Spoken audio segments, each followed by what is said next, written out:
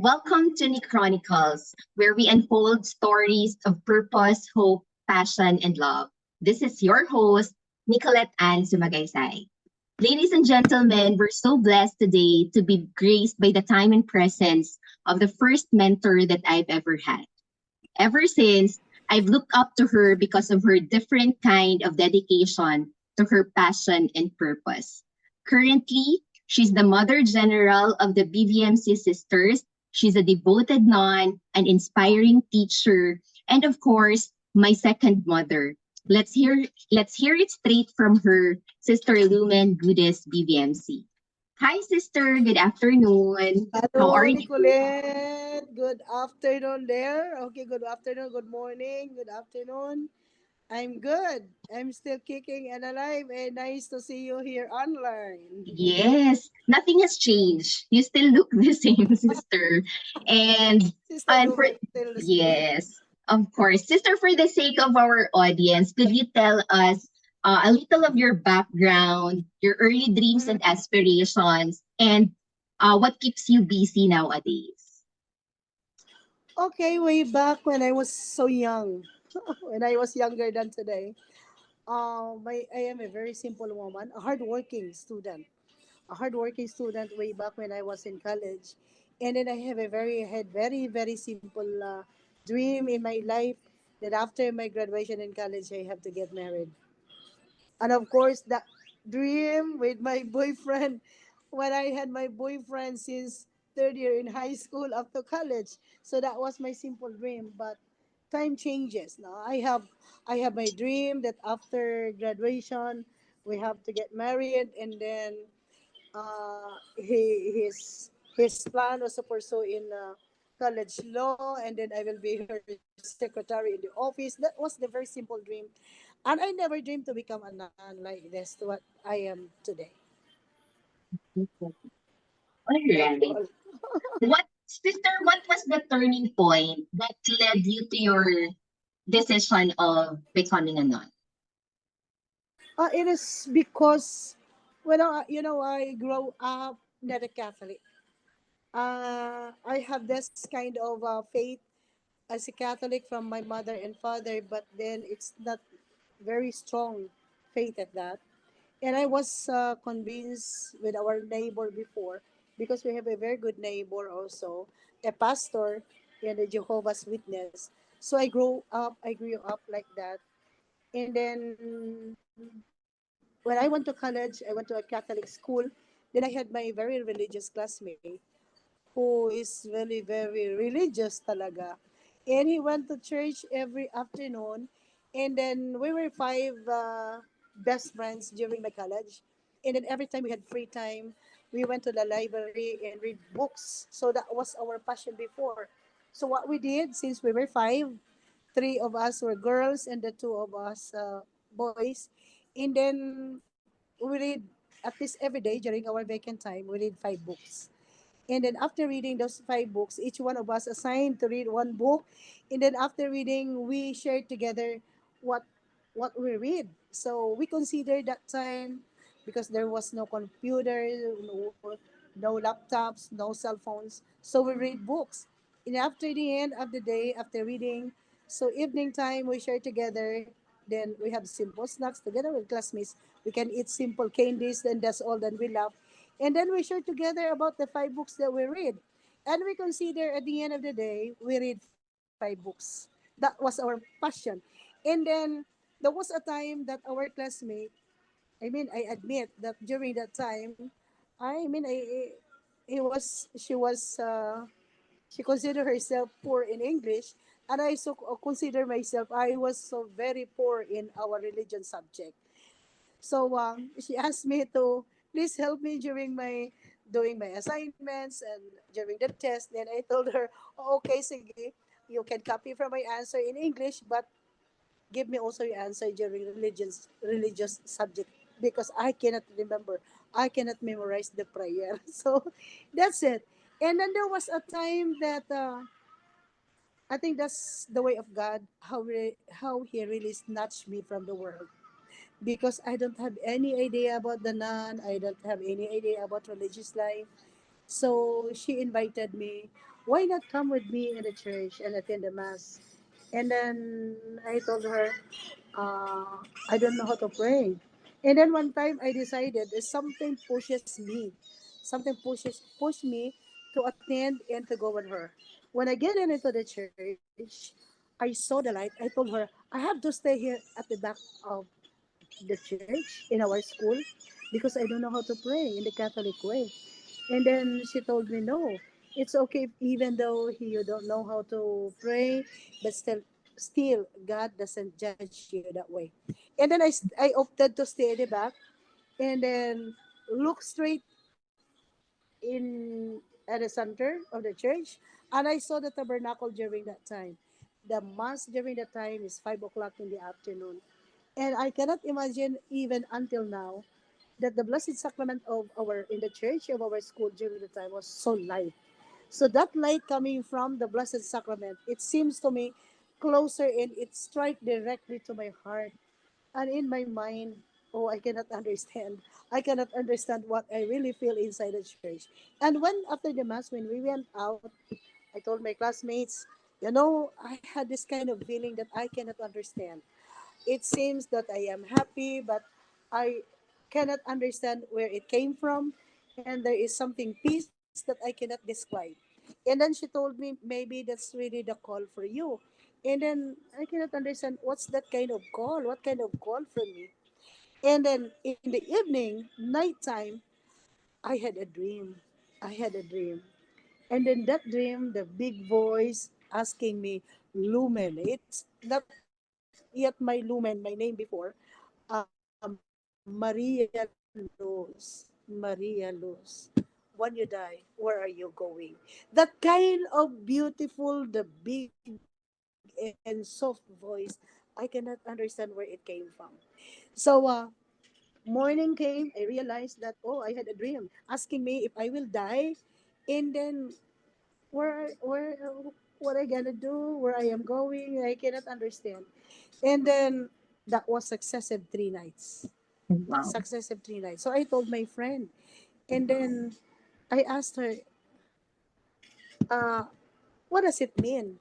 And then she told me because there's a lot of nuns doing the vocation campaign because it's Catholic school, doing vocation campaign in our school. I didn't give it with serious matters because I don't have any idea. I don't have any idea, and I don't want to become a nun because I have already my plans to to get married. I Yeah. was then I have, and I that's the only opportunities that when I have something to share, to go to school and finish their dreams. That's my give me an opportunity. That's the only dream. Give me an opportunity to help young people, especially those who are hard up, and then they want to go to school and they don't have anything to be one. And then my friend advised me, why not write this congregation? And then I started to write without serious matters. And during that time, since I was third year in college, and then I was advised by the manager general that, oops, you're still very young, continue your study. And then that dream continues, that dream continues. And since college, I love to write a book, simple book, simple writing in my notebook. It seems that I have to gather all my dreams and put into one paper, one notebook. And then when I wrote, then I sent another application that was when I was fourth year in college already, matured age already, not yet very young. That the congregation that I applied to is Bacolod City, is in Bacolod City. I do not know Bacolod City. And then I asked my mother to permit me to please.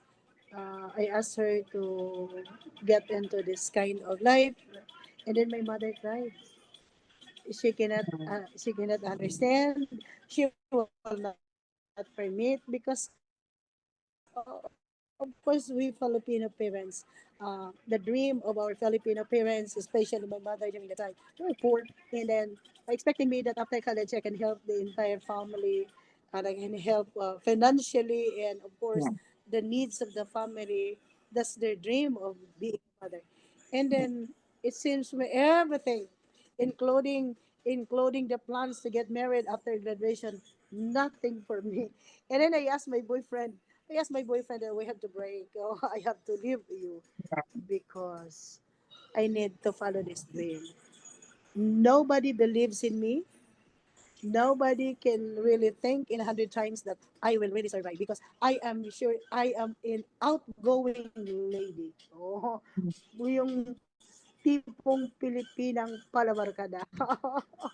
And then, to make the story short, I entered and I was interviewed the first day in Mandalos. I have no prayer, cannot memorize all this, but I have the feeling that I want to. So during the time, that was the beginning of my conversion. Maybe, I don't know, maybe God, that's the purpose of God in me, that no matter how you run away from his call, when it is a time for you to serve him, and you cannot say no. For me, this is my vocation. This is my life prepared God for me. And even until now, I cannot understand why I am here, why I survived, because I have a wildest thing in the world. I left everything. Even my brothers and sisters, they cannot believe in me, and they called me crazy before. And my mother and the friends, the classmates, they cannot be, and they don't believe. And especially my boyfriend. No, a boyfriend. It's a great, for him, it was a great disaster in his life. For him, it was insulting him that I left him. You see that? That was also my struggle.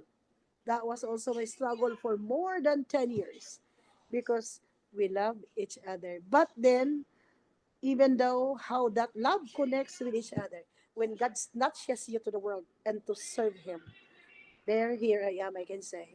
I cannot say no, but to follow His will. And how do I know that this is His will? For me, from the beginning, with all the struggles and the hardships and the things that I cannot understand, seems to me there's no regret at all. Wow. That is very inspiring. And I think you've answered what are those challenges, how you overcame it. And sister, along that journey of being a nun, you have actually Right. discovered another passion of yours, which you said earlier, which is teaching the kids, especially those who are not so blessed enough. Mm-hmm. Sister, could you dive in into that discovery of your passion and how it aligned with your purpose? Actually, I am more in business. I am more in business before I entered. I want business talaga. I have this dream that when when I finish my college, I have to go into business because I have a dream to become rich. To become rich, No. typically in material things. And then when I entered in religious life, I thought that uh, to study is no longer part of our life. Continuing studying, continuous studies is no longer already part of our life. I thought that our life in the religious is purely kneeling down and prayer. So I was wrong then because it was the twist of what I have really understand about the life in religious life. So in short, I went to school for further studies, and then what triggered me because when I was assigned in elementary, the first of teaching in the Queen of Peace School, I am a high school educator, and then I was assigned in the elementary. It was a great struggle for me because the high school preparation is different in the elementary. I was Yes. exposed to I was exposed to a private school uh, students where the class A or section 1 used to be one. And then when I went to my first year of teaching experience, I went to a grade 6 class, very few students. So I struggled a lot because I am a guidance and counseling major. And then my superior teach in English, in this kind of reading English, which is very far from my majoring subject. You know what I did? I struggled also because it seems for me when I get my discussion, it's so dry. I am not, for me, I am not convinced. So what I did, I studied for 3 months every night. and then gather all the books in reading languages until such time that I simplify the 8 parts of speech. And then for me, I saw the light that it could be easier for me to teach this way in order for the kids, elementary kids, to absorb it. And because the grammar, the English grammar, will be the same rules when they reach in high school or in college. So after 3 years, I feel it very effective. I feel it very effective, especially to the students who came into high school. And then still, I am not satisfied. What gave me really push to love teaching? Because after 3 years in the private school teaching in the non, I have no experience. I switched to public school setting. Then I was then first rejected because they don't believe in me, and it's still pushing myself that I for me it was a very experience wise that I need to look forward. And Yeah. then when I distributed my after graduating my PhD degree, I distributed my resume, and then I was accepted in Bacolod City College, one of the public college in Bacolod. And then what really inspires me not to stop teaching in many in different levels, because I encountered this in one of the college student in the city of Bacolod. I will not mention the name, but Yeah. this is my experience. One time I was given the subject to teach business psychology, where I really love to teach the subject since it is related to business. For Yeah. me, it was my failure to for me it was my failure to go into business, so I love to teach. And then because during the time I have only my 5:30 to 8:30 class, so the four sections, sometimes three sections, so they gathered into one room. And then most of my students really very poor but brilliant. Mhm. One time, I want to share my experience, because this is the for me the most unforgettable experience that I really helped a child. One time we discussed about business psychology, and then I told my students, if you want to look at your success, you look at what you are doing right now. So the students start to, if you want to work because of money, you will be exhausted every day. Do not work for money. You work hard not for money. Allow the money to run after you. That's the exact words that I told them. Allow the money to run after you. Then one student stood up and asked me, "Sister, how can the money will run after us?" Something like that. And no, what are the technique when we say pray? And these are the technique I told it. Number one, capital, be honest. Second, do not give up. And third, work hard. You have to work hard. And then when you are honest, you can be trusted. And if you are honest, no more jobs for you if you are not honest. But once you are honest, all companies will try to find your name. Where are you? There, the money will always run after you. And then I noticed that when I give my full discussions, one student cried out. She was so very beautiful during that time. Very beautiful, cried out. And then I don't know. In the middle of the class, she went out, and I never saw it again. And then I waited for prelim, I waited for midterm, no appearance. And there in the final exams, she was there inside the classroom waiting for the final exams. It seems that nothing happened to her. And then I want to scold her, but I control my emotions. And then I look at her, I pat her shoulder and told her, can you please wait me after answering the test paper? I gave her the test paper as if nothing happened. And then I told her, after the exams, after you answer the paper, can you please wait me? I want to talk to you. I told her privately. And then she nodded. She nodded. And then after her exams, she went to the next room and waited me. There I went there and talked to her. She started to cry it again. And then I asked her, what happened to you during our first meeting? Did I insulted you something? Did I say something that really really hurts you because we're talking about business psychology. And what I can remember is that when I only told the students that you have to work for to be honest. You have to go for dedication of your work, love your work, and then do not stop dreaming. And I told her, that's the thing that I can remember. And why you cried during the time? And you disappeared. And now you came again. What Mm. happened to you? She cried. And then, shortly, to make the story short, she told me, you know, during that time, I just wanted to shout inside the classroom. I said, why? Why? What happened to you? Why you did not tell me right that during the time that you want to cry and you want to shout? The floor is open for you. And then she cried, she cried. You know what happened to me during the time? That time, I was raped by my own father. That was a very sad story. That was a very sad story that I heard. And then, what happened to you? And then during that time, I went to school, the last penny that I have in my pocket. That's why I did not want to school. I worked for a job because I was rejected with my parents. My mother cannot believe in me, did not believe in me. And then I have the money, I find a work, and then the salary that I got, enough for my boarding house, enough for my food, and then I have no money. And then, oh, I said, this is quite different. And then I told her, no, continue. I will help you, as I said. And then it was also a very painful for a teacher to listen that kind of case. And then, okay, no worry about your absences. I told her, I will not suffer, give you suffering next chapter of your life. Just continue, finish your study.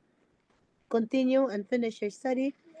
And I have also a very little, yeah, very little penny to share with. And if you if I have something, sometimes then I can share. There, the students continue and never stop dreaming.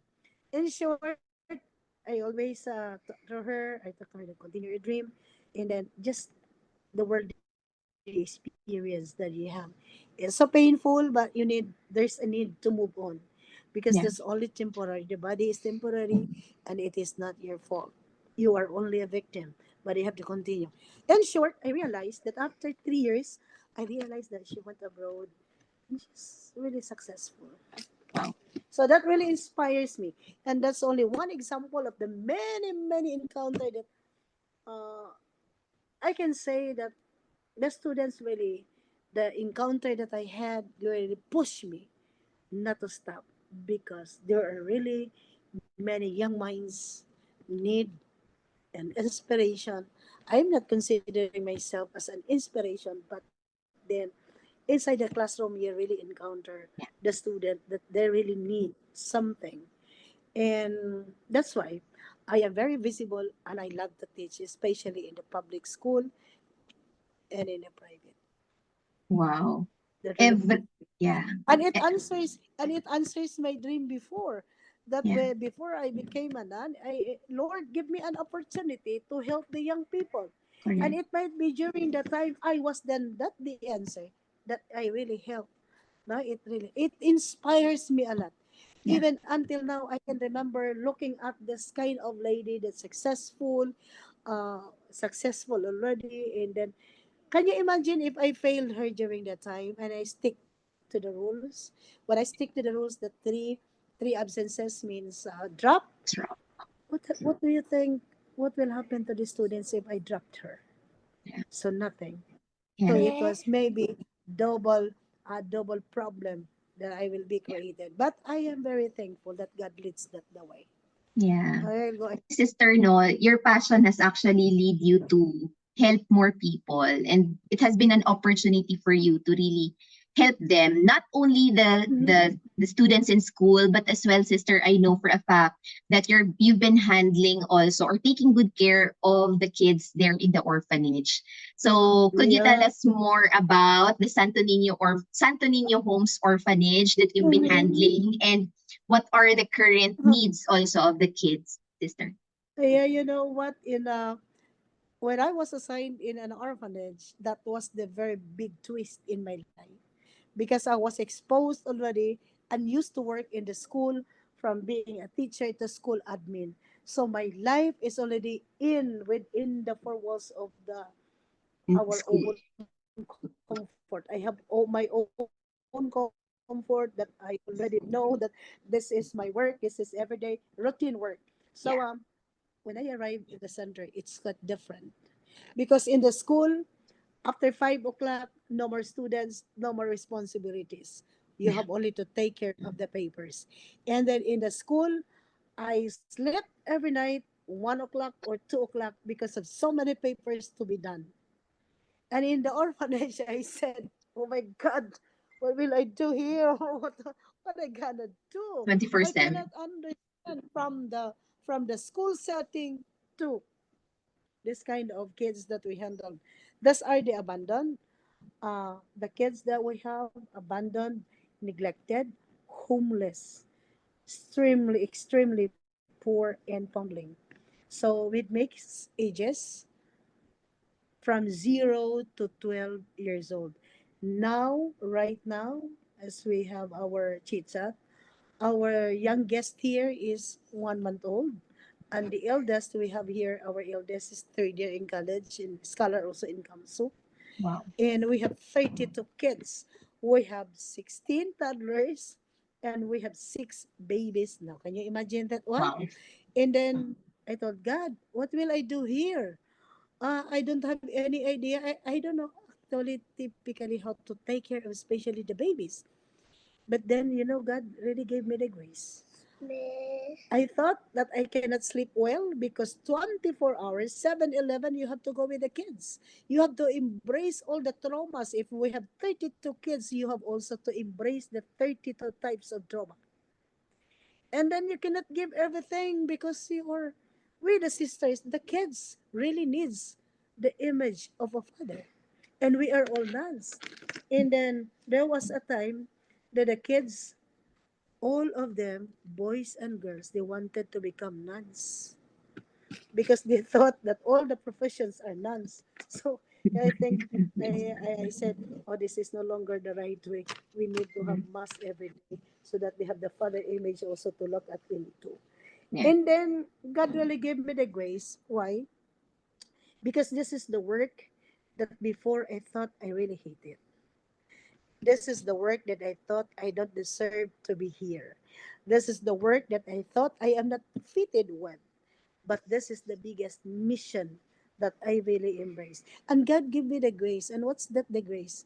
The more that I am here, the more kids that the traumatic experiences that you have to embrace, observe every day.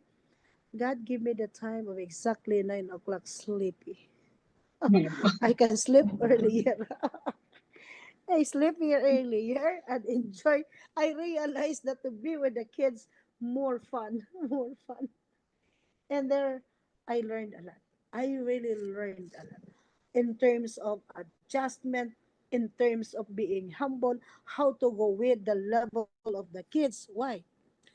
Because these are the kids really nothing at all. They don't know their parents, plus the thing that they are really totally abandoned. The traumatic experience, for example, the babies. Oh my goodness. The different types of cry in the evening, the different types of trauma that they express, the different types of personalities and behavioral that they want to. It's quite very different. But God really push us to continue loving these kids. Because if we try to look at this, who will love them? Who will love them? And then that puts me also sometimes that uh we need to work. I inspire the kids and give them, Saturday and Sunday I go to the kitchen and hands on with the kids and told them we need to survive. Life need to survive. Especially you guys, you don't have parents. You should know how to clean, you should know how to cook, you should know how to do the basics. Why? Because you're not forever in the sister's home. You will go farther around the world, and we do not know according to the grace of God, but then you have to learn the very basic. At least what we did, we supply the basic needs, and that is really the real need of this kind of children. When they feel that the basic needs are given to them, they started to smile. They Yeah. started to love back. And I realized when these kids already rejected, plus the basic needs are not met, they become cruel children. But then we realize, especially the babies entered into our center, Mm. first 2, 3, or 4 months, the cry is so worst of the baby. They really need love and hugs. And after 5 to 6 months, when they really felt that the system, they have already the foods, somebody will hug them or kiss them and change their diapers, then they have already the assurance of the basic needs that they need. And then we can see, I can really observe that even though how rejected the baby is, she learned to smile, she learned or he learned to smile and love back. They're very lovable, actually, even without parents. That's my realizations here. And Um, no regret, because in this institution, when I work here, uh, I really felt that there is really Jesus in the heart of every abandoned children. That inspires me. Why? Because many children taught me how to be like them, how to become humble, yes. and we need Uh, to test them. it's still really, sister, no, that when God gives you responsibilities is also gonna give you the graces to overcome them or to get past through them, right? And so for all the works that you've done, the sister, the caretakers, the benefactors, they're all very impactful in the lives of the kids. So for sister, what can you tell everybody that have helped so far and for those who would still want to help? Okay. So, first, I am very thankful to God for sustaining our needs, because I do believe that God will never abandon the abandoned children. And through that, He expresses that to many people who love and took care of us. And He touches many lives and many hearts of the people who remembered and visited us, help us, and extended the resources in order for us to survive. Without this kind of people who are very generous, life for us is very, very hard. Even though sometimes I work in many schools, I've got good salary because I am also a doctor, but then we spend it also in equal way. No, in our center, we use I use in the very first salary. When I have my salary, I used to buy fried chicken for the kids, and I know how they really Yeah. smile, and simple things really. And the kids can also say yes, yes, there's a fried chicken. But then at the end of the day, after eating the fried chicken, the most and the difficult thing to understand is that they have the food to eat, they're taken care with, but they don't have the parents to claim with. No parents to claim with. And that's the greatest or the saddest part in their life. And then we tried our best, so best. All of us, the sisters, we tried our best to become the mother and the father. Yeah. Because with all their with all their traumatic experience, with all their resentments, then we are the soft absorbent. And thankful also for all our benefactors, because there are really hard times. It's quite very difficult that we need, especially when the kids are sick Mm. and we bring them into the hospitals. That's my traumatic experience. Excuse me. I don't have any experience to bring the kids in the hospital, and I have a very limited understanding about about the kids when they're sick and how to help them. And that's my traumatic experience. And then for me, the most difficult time that I experienced was that when we rescued a child to bring the best hospital here, thinking that we save 50-50, the kids is already, the child is already 50-50, and then we need to bring him in the right and best hospital, thinking to save life. and then we cannot pay. Nobody can accept us because we don't have that enough exact amount what they needed us to enter in a hospital. That's the greatest sacrifice. Even though we don't, the kids are not ours, they still cannot understand. There are still people who cannot understand, and still part of our struggles. But then, as I said, God never abandoned us.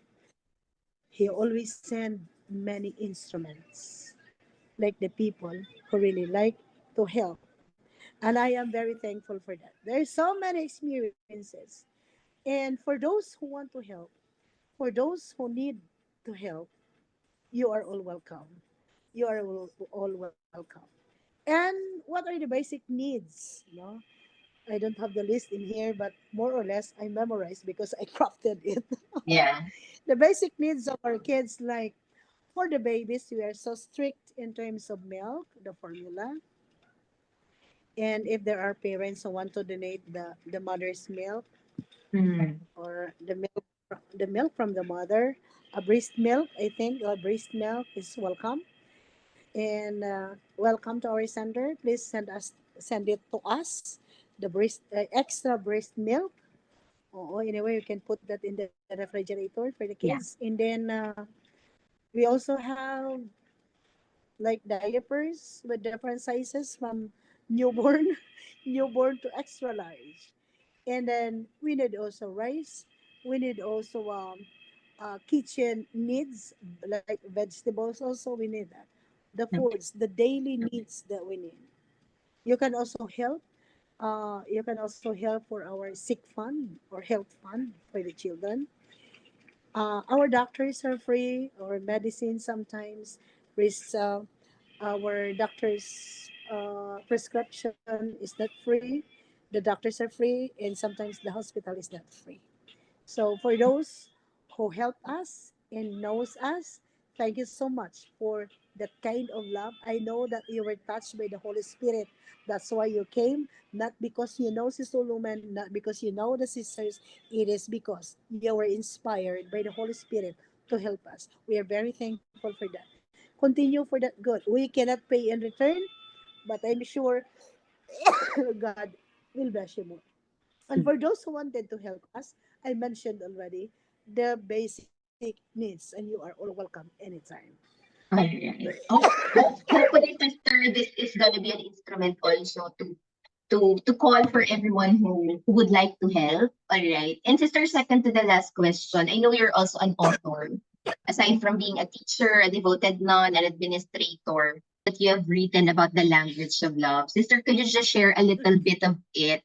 And how do you think Yeah, it have played a role, all right, in your current life's purpose? with an answer after my religious struggle. Because after 12, imagine, after 12 years in the convent, I was tempted to go out and get married. That was when I was assigned in as the school principal. And then God really loves me. That's my realization. God really loves me. So I collected my experience when I was young, and then with all the struggles, and then deal with my ex. And I told him, instead of we ended up our life peacefully, and then you have to support me, and I have to pray for you. Support me to release my book, and then I have to pray for you also, and go ahead. Let's depart with peace. And I wrote the book. The title of the book was uh, From Worldly Woman to None. That's the title of the book. And it's all about how really God loves me from the beginning to my mission. That's how He really showed that God is a loving God. He really protected me from all the trials. He showed me that this is the world and how He protected me. And I do believe. And now, any struggles or problems, I give everything to God. because I do believe there is no greater struggles than believing in God who can make it, because the biggest struggle that He gave to us is the biggest opportunity to design more creativity in our life, what we gonna do, and we can help in many people assigned to us, designed to us by God in order to help. That's all. Wow. So it was really not a perfect journey of religious life, sister, no, but God always provides something Mhm. grace to overcome them. All right. So thank you so much, sister, for your time. So in conclusion, can you impart any advice or life lessons, the best life lessons to our audience who may as well be in their purpose of discovering their life's purpose or passion? Okay.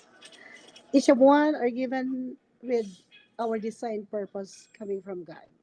That is why every minute of our day, every heartbeat that we have, what kind of situations of life we do have, we need to listen the voice of God in our interior life.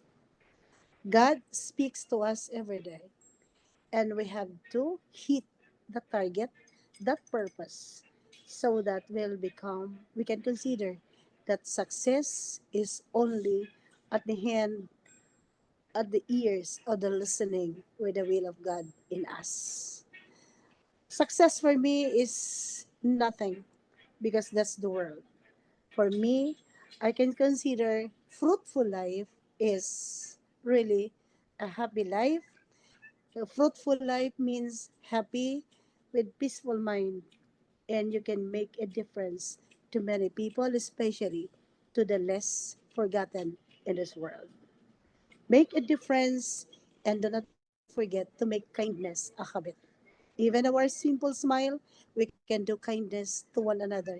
We do not know that person or the day that we met. It might be he struggled, she has a struggle, and in our simple smile, we can make a difference. Make kindness a habit. Wow. Sister, thank you so much for your time, Welcome. for inspiring us, and for all the learnings that you've shared with us. And thank you everyone for joining us in this first episode of the Chronicles. Remember, your journey is as unique as you are. And as the Sister Lumen has said, make kindness as the habit. All right, keep exploring, keep evolving, and keep watching the Chronicles for more extraordinary stories of purpose, hope, passion, and love.